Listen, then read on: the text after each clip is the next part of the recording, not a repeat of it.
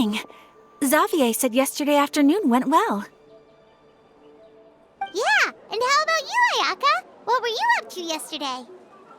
After we split up, Ayato went to see Udex Nervillette at the Palais Mermonia. I was originally thinking of going with him, but he said he could manage it himself. He told me to go see the sights around Fontaine and to enjoy the local culture. So I rode the aquabus with Yoimiya and visited the Opera House on Aranias Island. Yeah, you wouldn't believe what we saw there! 2 mechanical puppets that were dancing together! You've already seen them, right? Yeah, those two! Amazing, aren't they? We sat and watched for quite a while. It was mesmerizing. Like we could keep watching them forever. Oh, it was the same for us the first time we saw them, too! Afterwards, we went swimming at the beach! Well, diving, to be exact. It was the first time I ever breathed underwater! I held Ayaka's hand and we counted down together. 3, 2, 1, and then splash! We were beneath the waves.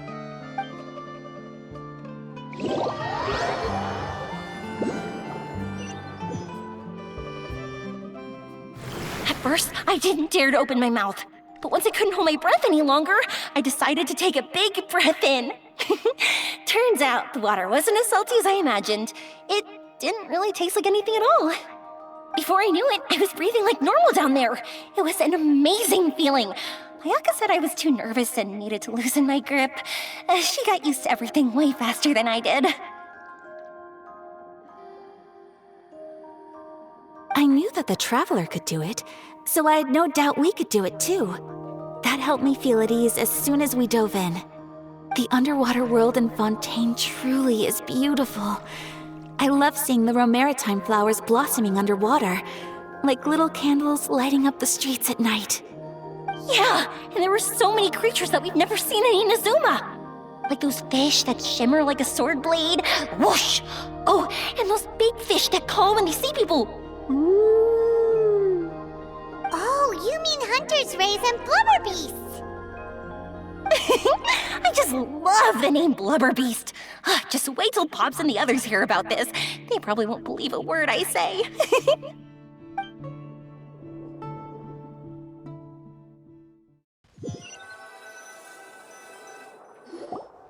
Yoimiya was down there for quite a while. It was dark before we finally rode the aquabus back to the city. I figured she'd want to sleep in today. Yeah, even I was worried that I wouldn't be able to get up. I still felt like I was drifting in the waves when I went to sleep last night. But as soon as I woke up today, I remembered that we'd all be shooting a film together, and I was ready to go. Speaking of the film, where's everybody else? My brother and Xavier were speaking to the restaurant owner about using the place as a filming location. They should be here soon. As for the others, We're here. Please excuse my tardiness. I just finished the Special Patrol's 6-mile morning jog. Wait, 6 miles? I'm so tired. I heard you all chatting, so I decided to come down. I sure could use some of that endless energy everyone else has. Good morning, everyone. Morning. Can someone fetch me a cup of coffee? More milk, hold the sugar. Sure, I'd be happy to do that for you. No, you can't go anywhere. Please, have a seat over here so I can get started on your makeup. The last thing I want is coffee stains on my costumes. I can get the coffee. It's the perfect job for an assistant.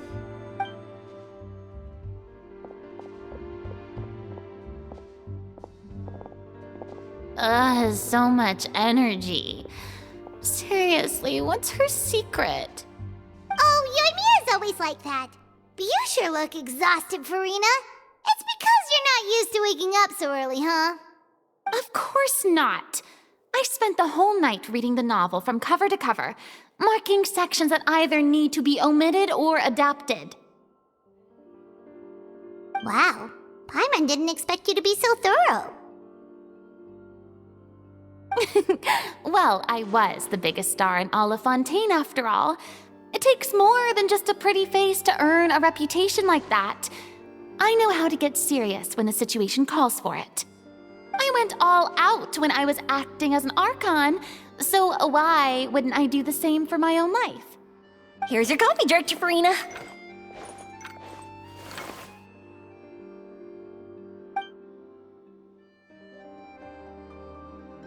Oh, thank you. The sound of being called director and the aroma of coffee feels almost as refreshing as hearing the birds chirping in the morning. Oh, it seems everyone has managed to arrive on time. We've reached an agreement with the restaurant owner. We are free to use the second floor to shoot our film. Really? That's great! He is really looking forward to our film and hopes that providing his restaurant as a filming location will attract more customers. Well then, Mr. Xavier, I'll leave the rest to you. Okay, thanks. First, I'd like to introduce our new members. This is our prop manager, Veronique. She'll be in charge of all the film's props and items. And this is Bonneau, our lighting technician. He'll be in charge of lighting and illumination to set up each scene's atmosphere. Wow. Sure feels like we have some real professionals joining the crew now. First of all, please allow me to first express my sincerest gratitude to everyone in the crew. When my investor informed me yesterday that he wouldn't be able to provide the funds, I really thought that this was the nail in the coffin for this film. I had no idea that I'd find so many people willing to help me on such short notice. Thank you. Thank you all from the bottom of my heart. No need to be so cordial, Mr. Xavier. We're all honored to be a part of this. Your works made a profound impression on me when I saw them back in Inazuma. I am sure that someday, this film will be remembered as a prime example of cultural exchange between Fontaine and Inazuma. Yes, the story is the reason I agreed to join. I can't bear to even imagine what this film would look like without the very best director. Anyway, I would like to make a promise to everyone that as the producer of this film, I'll do whatever I can to ensure that everything goes as smoothly as possible. This is not just my film. It also embodies the thoughts and feelings of every person here, as well as the endless effort we are about to pour into it. So, without further ado, the Two Musketeers will officially begin filming now! You may take it from here, Director Farina. All right, listen up, everyone.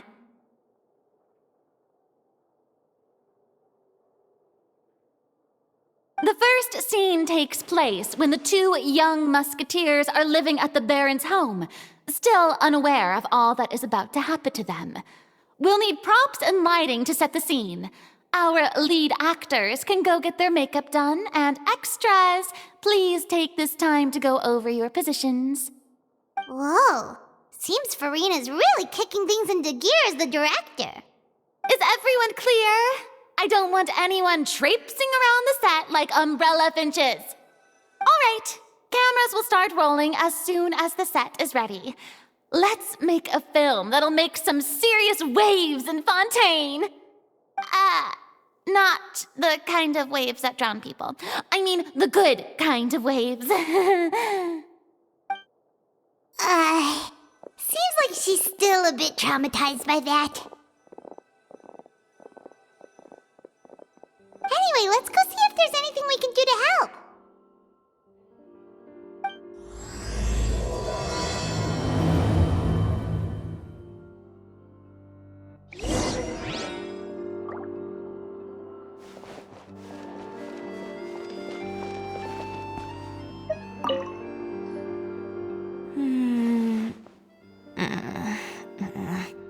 Ayaka has mentioned you to me before. She said that you two were great friends when you were kids. No talking. I'm thinking about how to do your eyeshadow. Ah, yes. to help me really look the part. To achieve a more young and naive look for this scene. Are you saying the wrinkles around my eyes are too deep? You just have too much of a calculating look in your eyes. You sure don't mince your words. It seems you really haven't changed much. Quiet.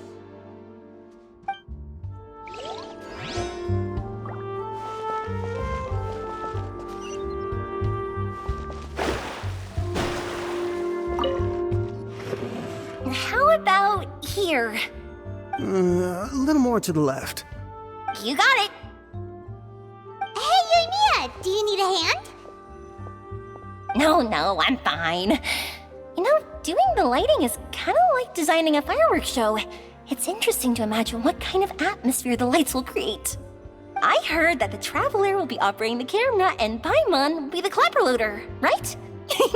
Those roles are just perfect for the two of you. Really? Is that because it'll be easy for Paimon to hold the clapperboard while flying? Well, sure, there's that, but that's not exactly what I meant. I just think that after all your journeys together, you two must have developed a super close bond and just naturally know how to work with each other. If I'm not mistaken, the director will want the cameras rolling as soon as the clapperboard goes clack.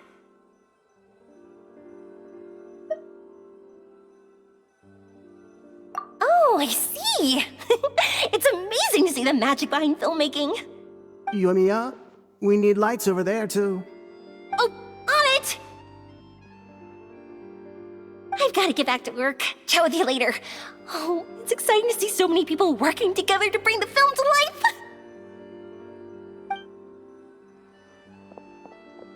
Seems like Yoimiya's really getting into it. But she was right. We do have a super close bond, don't we? Paimon's really happy to hear that.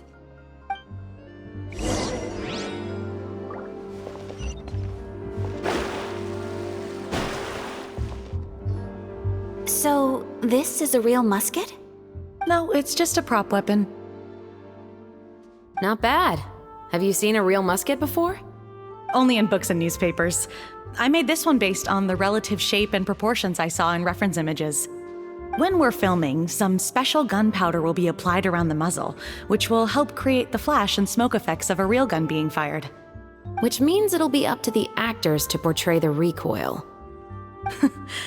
That's right. The sound effects for gunshots will also be added in post-production. Thank you, Veronique. I think I know where to start now. However, the musket's gears and firing pin could still use some work. Adding some wear on the metallic components will make them appear more realistic. Also, be sure to rub the muskets with some oil each time before we start shooting. That'll give the impression that the firearms have been well maintained. Good point. You seem to know a lot, Miss Chevres. I assume you use these types of firearms on a regular basis? Yes, I perform routine maintenance on my weapons every day. Just like we as people need to eat and sleep, muskets need to be cleaned and maintained. I also perform similar care for my sword every day, and familiarize myself with its shape and weight, to the point where it feels like a natural extension of my body. Yes, this way, our weapons will never betray us in the heat of battle. Yes, well said. It seems we have the same philosophy on this topic. Oh, sounds like they found a common interest to talk about. Though these props differ from the muskets I use, I can still give you some pointers. Good. I look forward to your instruction. First and foremost, never point the weapon at anyone, regardless of whether it's a real or prop weapon or whether you're holding it or it's on the table. This holds for any time when you're not actively engaging an enemy. Okay, understood. When aiming the musket, extend your arm so that it's level with your shoulder and use your eye to look down the weapon's sights. Like this? Not bad. Now, try saying your lines. This is the end of the road for you. Good. Now turn your body a little. That way, you'll give your enemy less of a target to work with. And relax your shoulders. Here, allow me to demonstrate. This is the end of the road for you. Huh. Excuse me, Miss Chiori. Director Farina, there's something I wish to discuss with you. Oh? What is it? Like this? Yes, much better. What do you think? I do see your point. But are you sure you wish to do this? I believe it would be most fitting. Well, if you insist. All right, I understand. Miss Ayaka, Miss Chevres, could the two of you please come over here? Huh? What's going on? Are we gonna start filming now? Let's go see. What is it? I have a question for you, Miss Chevres. Would you be willing to play the role of a musketeer? What? To clarify, I would like to turn over my role to Miss Chevres. But brother... Don't worry, Ayaka. I actually view this as a good thing. I was becoming troubled trying to set aside some time to speak to the staff at the Palais Mermonia. I would like to have some conversations about the cultural exchange between our two countries, and I've heard that the bureaucratic process here can get rather complicated. Now, I will be able to focus on my work. Besides, you also know that I'm not really one for public performances. Are you really sure? From a director's point of view, I also felt like the relationship between the two musketeers in the original story could be improved. The older brother in the story plays the lead role with his overbearing character, but this causes his character to overshadow that of his sister, and the theme of the two supporting and relying on each other isn't conveyed very well. But if we were to change the siblings to two sisters of a similar age, then that aspect of the story might come through more clearly.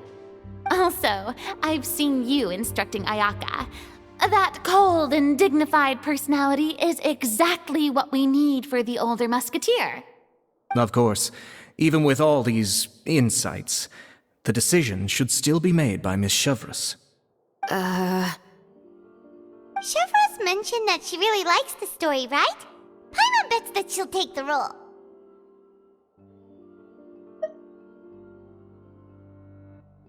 All right, I'll take the role. Good. It's decided then. I'll get started on making edits to the script. We'll also need to make some immediate adjustments to the lighting, props, and costumes. I have a feeling that our adaptation will be even better than the original story.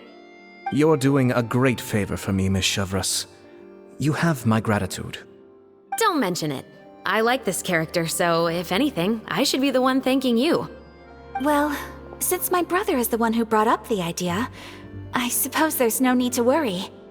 Let's go, Miss Chevres. I look forward to working with you. Please, just call me Chevres.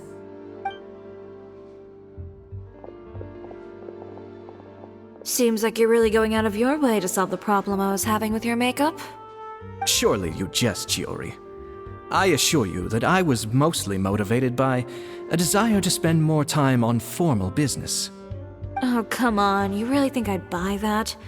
According to what I've heard from Ayaka, her brother is someone who can juggle 10 different matters at the same time. I'm sure you have other reasons for backing out. Perhaps. Ayaka always said she wanted to go out and see more of the world just like the Traveler. But I feel that she needs not only to see other nations, but also to make some different kinds of friends. I think it would be harder for her to make new connections with me constantly by her side. I would like to give her some space. Alright, go on. Spoil her some more. Ayato! It's too bad you're stepping down from the role. Paimon really wanted to see you act as a musketeer.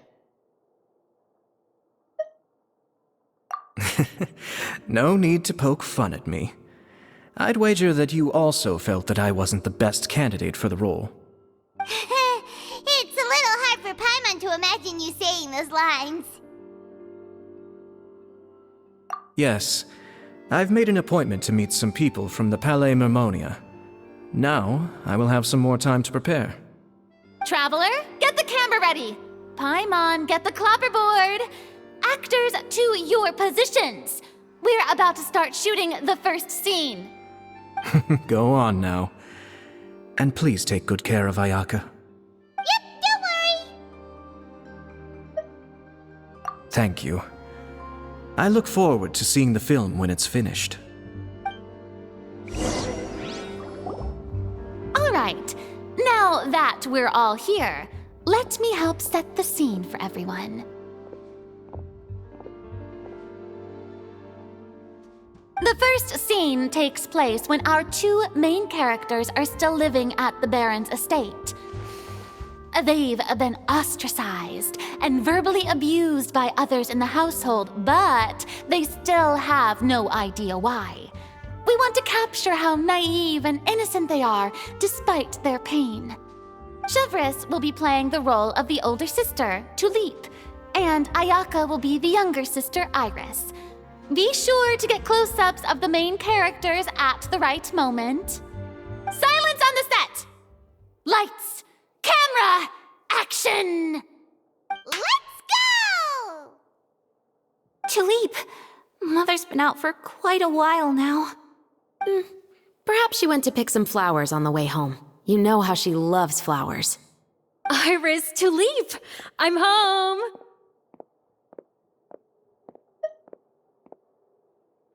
Mother!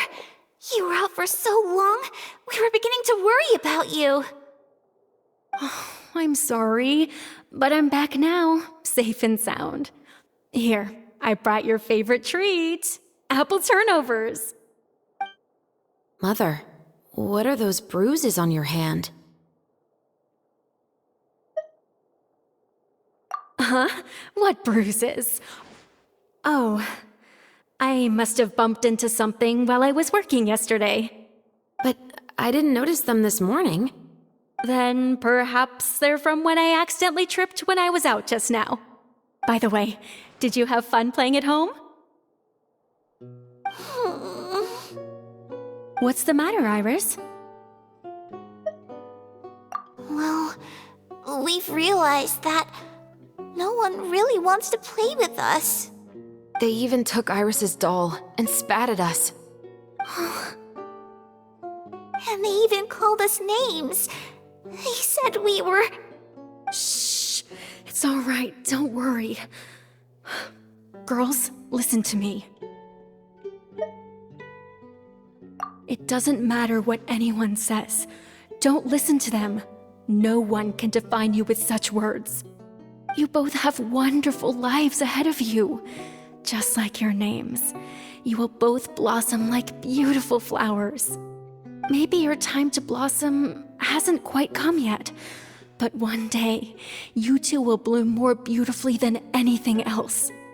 Don't let the soil you're in now ruin your future beauty, understand? My dear daughters. And cut! Not bad. The actors' emotions were all on point. Let's keep that take. Also, if our clapper loader could avoid shouting at the start of the scene next time. Oh, got it. Great. I was a little worried that my nerves would get the better of me. What about you, Chevres? I felt fine. The lines weren't too difficult at all. Seems like Farina must have adapted the role nicely. You two were great. I couldn't tell it was your first time acting in a film. You should have more confidence. Thank you for your encouragement. Positions, everyone!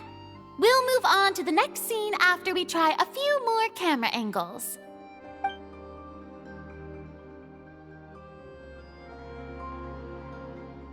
This scene is when our two characters return home, only to discover their mother has been murdered. Ready? Lights! Camera! Action! Mother, we're back! Mother?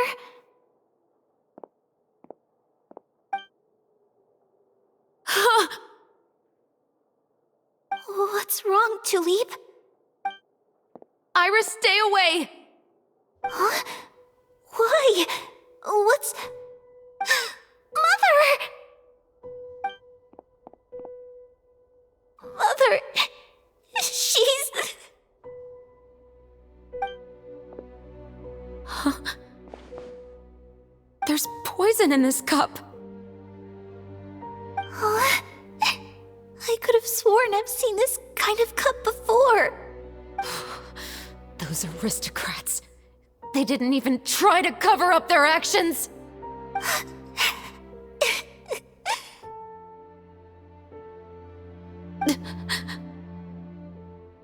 Iris, we need to leave this place. Leave?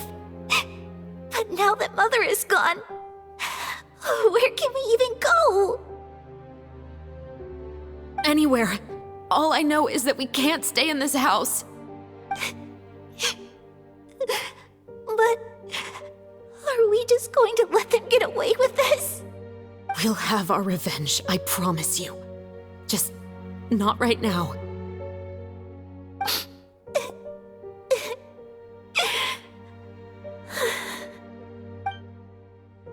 Come on, let's go. No, wait. We can't just leave Mother here like this. At least let me leave this rose with her. That's why we went out in the first place. To buy her this flower. All right. Goodbye, Mother. We'll avenge you. Someday. And cut! Beautiful! Great performance! Oh my, you're so amazing, Ayaka! And were those real tears I saw? How did you do it? I was surprised too. Thank you for the kind compliments. Actually, as soon as Director Farina said action, I told myself not to think about anything. I just felt the weight of the moment and became the character. It's quite similar to practicing the art of the sword. You clear your mind and focus only on what's happening in front of you. Ayaka's performance was amazing. Have I discovered an acting prodigy? Pipe down, everyone! We need to move on to the next scene!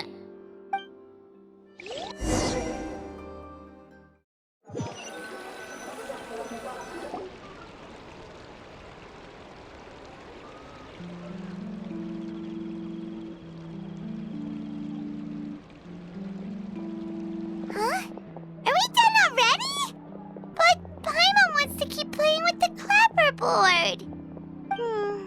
How do you feel, Traveler? Is your arm sore from holding the camera all day?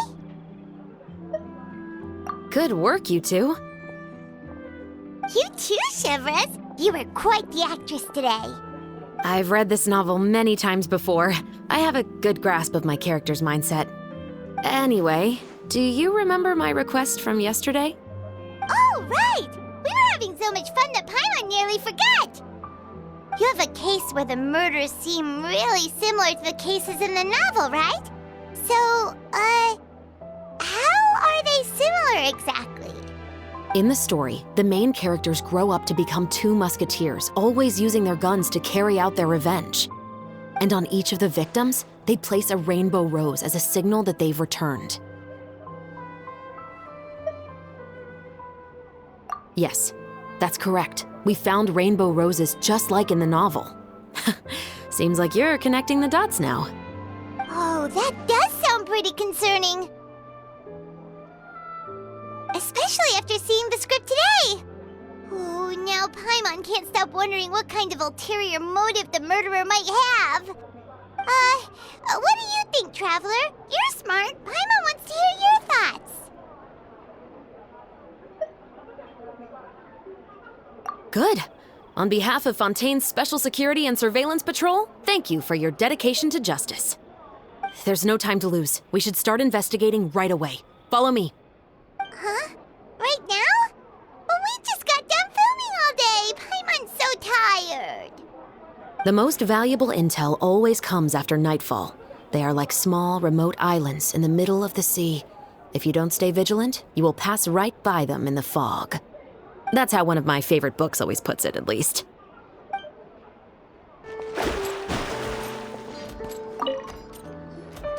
Welcome to Leschots Clockwork Workshop. How can I help you?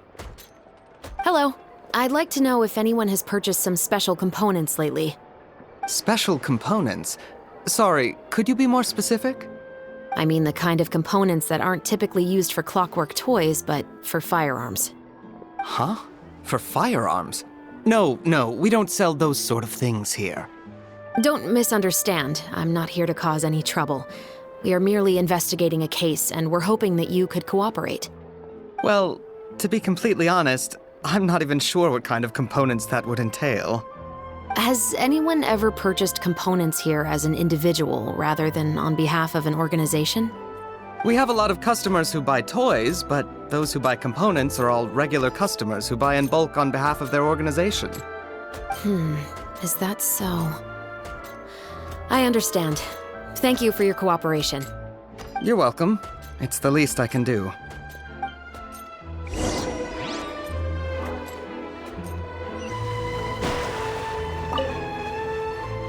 Oh, hey, Chevres. Run out of oil for your musket again? Hello, Estelle. I want to know if anyone has come to your shop recently to order some firearm components. Oh, is this another case? Let me think. I don't think so.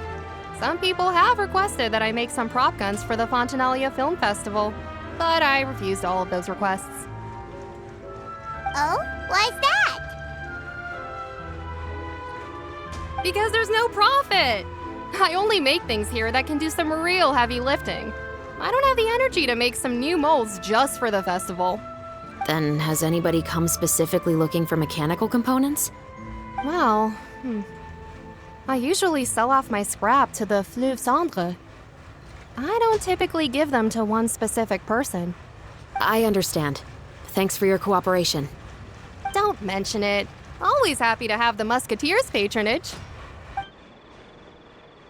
Seems like we haven't found any leads to go off yet. Yeah, unfortunately. All right, let's head to Fleuve Cendre next. Huh? Are you sure?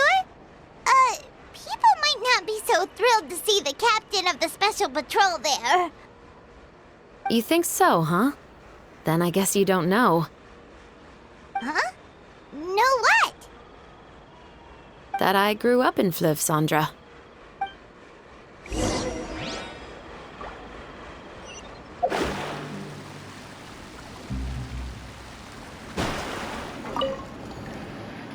Hello, I'd like to ask some questions. I don't know anything. Don't worry, I'm not here to arrest anybody. You say that now. It's the truth.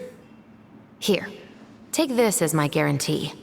Wait, did Paimon just see what she thinks she saw? Is the captain of the special patrol bribing a citizen?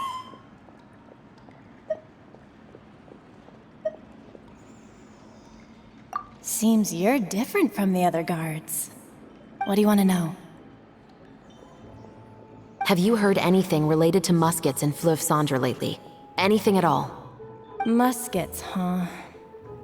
All I know is that about 2 weeks ago, we started hearing some loud noises at night. So loud that it's been waking me up. Were they gunshots? Possibly. It's hard to tell around here. Someone's house collapsing, a pipe exploding somewhere, it's all the same. But the noises I'm talking about definitely happened after I fell asleep. Do you know where the noises were coming from? I don't remember clearly. Is it that you don't remember, or that you need to think about it some more? You tell me. Then please, think about it some more. She's giving her even more Mora!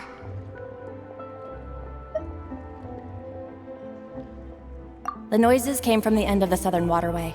I came out and had a look for myself when I wasn't sleeping well, but I didn't dare get too close. That's all I know. All right, I'll take your word for it. Thanks for the pâte de fruits.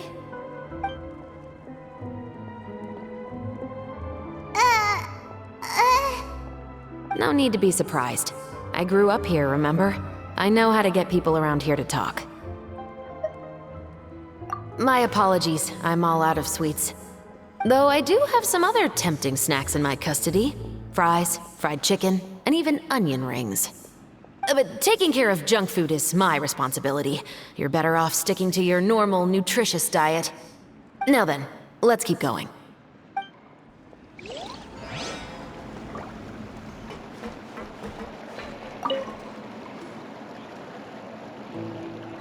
It's been a while, Tetro.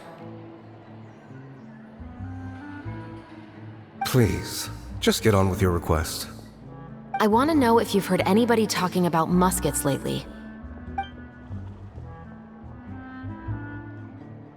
Information isn't free, you know. I've heard that bandits have been extremely active in the countryside recently, and they've been affecting the delivery of goods to Poisson. I can allocate some more manpower to help out with that problem. What do you say? You're still as helpful as ever. One of our men got drunk at dinner about a month ago and lost his gun. 3 days later, it turned up in the corner here. What's weird about that? He just forgot where he put it, right? This is Fleuve Cendre, my friend. Anything of value left in the tavern won't ever make it to the next day. But that gun turned out to be an exception. It didn't get any new wear and tear on it, and didn't even appear to have been fired. We were quite mystified as to what could have happened. I suspect it came back because the weapon was already known to the guards. You mean, a criminal was afraid the Marechaussee Phantom would use the shot marks to track them down? Maybe. But if that's the case, the culprit really took great care to avoid getting caught. I didn't say anything about a criminal. In Fleuve Cendre, knowing who was killed is as easy as knowing what clothes you're wearing today. It's the guy living in the east side, isn't it? I've never liked him. Every time he's here, he just orders a drink and sits there with a nasty look in his eyes. So, who was the one who lost the gun in the first place? Don't bother. Even if you ask, he wouldn't admit to owning a gun to some strangers. Not to mention the captain of the Special Security and Surveillance Patrol. He's right. I know you grew up here, Chevres. Even though you're on good terms with the Spina, you've still been gone too long. Not many people know you here now, and a lot of people don't like the Special Patrol. I know. So take my advice and don't show your face too much around here. It's for your own safety. I'll come and go as I please, and I'm afraid I'll be appearing more often due to my work. All right. Don't say I didn't warn you.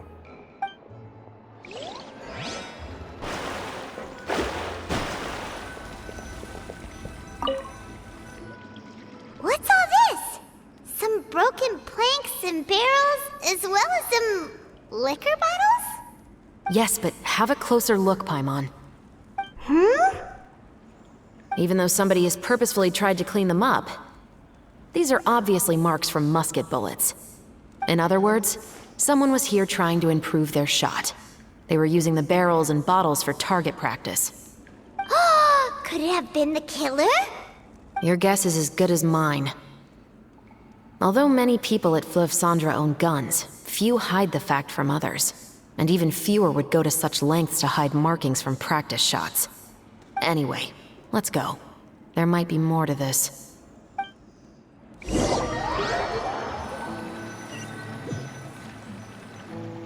Seems like that's all we'll be able to uncover for today. Paimon feels like we managed to learn a lot more here than up on the surface. Yes. Assuming that everything we found is indeed connected to our suspect, then their timeline was probably something like this. A month ago, our suspect found a gun and took it home to disassemble it. Once he'd figured out its mechanics, he brought it back. In the following weeks, he used some parts to create his own makeshift musket, and took it to the Fleuve Cendre for target practice. Then, a few days ago, he found his target and carried out the murder. Once the deed was done, he left a rainbow rose on the body, just like the scene in the novel. That all makes sense to Paimon, but we're still no closer to figuring out the killer's identity! The deceased was a resident of Fleuve Cendre. It's said that he was a poor, solitary man.